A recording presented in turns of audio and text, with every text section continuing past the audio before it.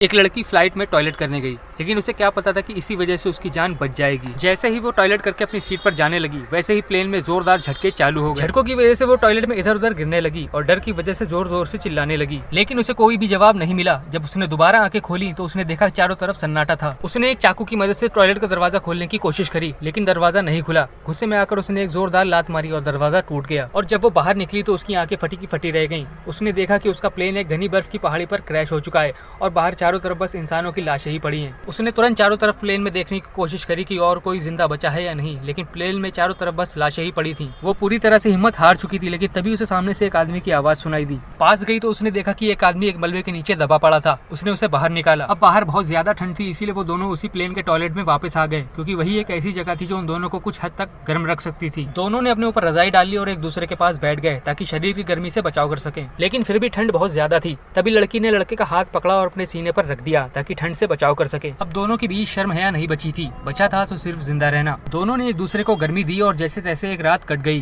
लेकिन अगला सवाल था कि इस बर्फीले पहाड़ में जिंदा रहना। मूवी का नाम जानने के लिए कमेंट करें और वीडियो अच्छी लगी हो तो सब्सक्राइब करें। मिलते हैं इसके अगले पार्ट में, तब तक लिए जय हिंद।